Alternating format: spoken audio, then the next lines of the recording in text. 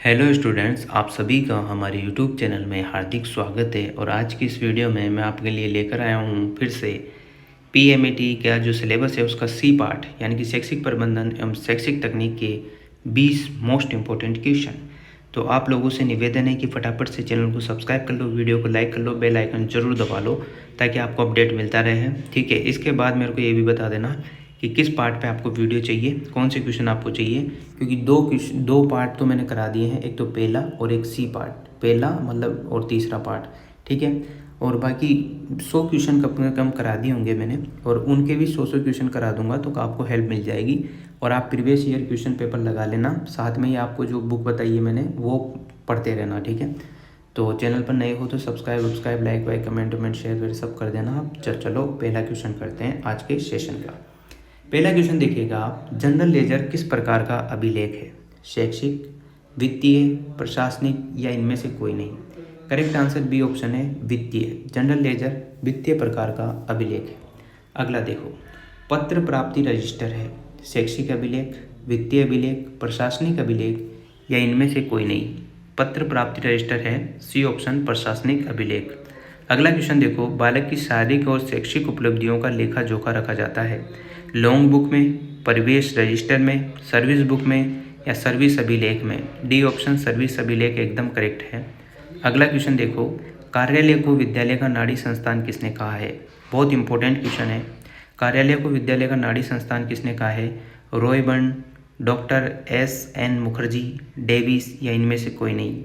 A option होगा Ryburn ने। ठीक है, अगला क्वेश्चन, कैरिकुलम का मतलब होता है पाठ्यक्रम। कैरिकुलम शब्द की उत्पत्ति हुई है लैटिन शब्द क्यूरेर से या क्यूरेटस से या इनमें से कोई नहीं? ये ऑप्शन होगा लैटिन शब्द कुरेरेर से कैरिकुलम शब्द की उत्पत्ति हुई। अगला क्वेश्चन देखो, पाठ्यक्रम में वे समस्त अनुभव सम्मिलित हैं जिनका बालक विद्यालय के निर्देशन में प्राप्त करते हैं। पाठ्यक्रम में वे समस्त अनुभव सम्मिलित हैं जिनको बालक विद्यालय के निर्देशन में प्राप्त करते हैं। यह कथन किसका है?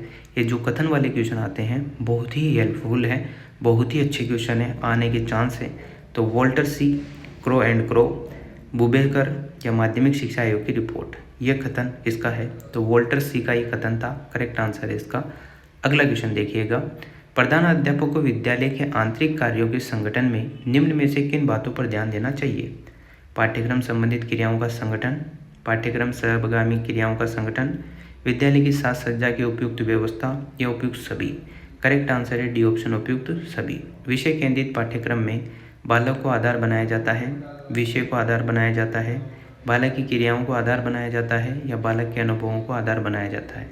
विषय केंद्रित पाठ्यक्रम में यहाँ पर बी ऑप्शन है, विषय को आधार बनाया जाएगा। सीधी सी बात है, अगर विषय केंद्रित है तो विषय को ही आधार बनाएंगे। बहुत सारे क्वेश्चन ऐसे आते हैं जो आपको देखते ही हो जाएंगे, बहुत सारे ऐसे आएंगे जिसको आप उलझा देंगे, पर आपको पूरे क्वेश्चन टिक करने हैं क्योंकि नेगेटिव मार्किंग इसमें नहीं होती है ना। वीडियो देख लेना कैसा एग्जाम पैटर्न देता है, मैंने बना रखी है, सब आपके लिए ही है।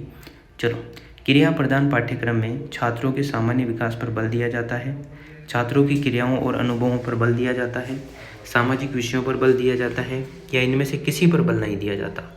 तो क्रिया प्रदान जो पाठ्यक्रम है उसमें क्रियाओं पर और अनुभवों पर, बी ऑप्शन करेक्ट आंसर। समय तालिका के निर्माण में ध्यान रखना चाहिए विषयों के क्रम का, छात्रों की थकावट का, समय चक्रों के क्रम का, उपयुक्त सभी जहाँ आ जाए। ज़्यादातर केस में डी ऑप्शन करेक्ट होता है। गर्मी के मौसम में जो विद्यालय का टाइमिंग है वो क्या होता है? 10 बजे से प्रारंभ किए जाए, 7 बजे से शुरू किए जाए, 12 बजे से शुरू किए जाए, कोई नहीं?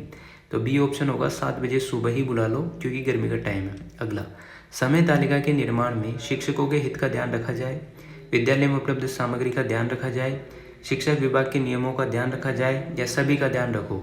तो क्या होगा? डी ऑप्शन ही होगा। अगला, पाठ्यक्रम सहगामी क्रियाएं आधारित हैं क्रिया के सिद्धांत पर, रुचि के सिद्धांत पर, नियोजन के सिद्धांत पर या उपयुक्त सभी? उपयुक्त सभी इसका करेक्ट आंसर है। पाठ्यक्रम सहगामी क्रियाएं निम्न में से किसकी पूर्ति में सहायक है? व्यक्तिगत आवश्यकताओं, सामाजिक आवश्यकताओं, किशोर व्यवस्था की आवश्यकताओं या उपयुक्त सभी की आवश्यकताओं? डी ऑप्शन, उपयुक्त सभी की आवश्यकताओं। पाठ्यक्रम सहगामी क्रिया में सहायक है नैतिक गुणों के विकास में, अनुशासन स्थापित करने में, विशेष रुचि के विकास में या उपयुक्त सभी में? उपयुक्त सभी इसका आंसर है। अगला, साहित्य पाठ्य सहगामी क्रिया है श्रमदान, सहकारी, दुकान एवं बैंक, वाद विवाद और कविता प्रतियोगिताएं, junior red cross. Correct answer है सी ऑप्शन, वाद विवाद और कविता प्रतियोगिताएं। अगला क्वेश्चन है, भारत में स्काउटिंग को अपनाया गया 1905, 1911, 1912 या 1913। करेक्ट आंसर है बी ऑप्शन 1911 में। अगला क्वेश्चन देखो, विद्यालय पत्रिका का प्रकाशन किस प्रकार की पाठ्य सहगामी क्रिया है? शारीरिक, सांस्कृतिक, सामाजिक और शैक्षिक और साहित्यिक। करेक्ट आंसर डी ऑप्शन, शैक्षिक और साहित्यिक। अगला क्वेश्चन देखिएगा, नागरिक परीक्षण संबंधित पाठ्य सहगामी क्रिया है वाद विवाद, अंत्याक्षरी प्रतियोगिता, पिकनिक, सामूहिक खेल एवं मॉडल संसद।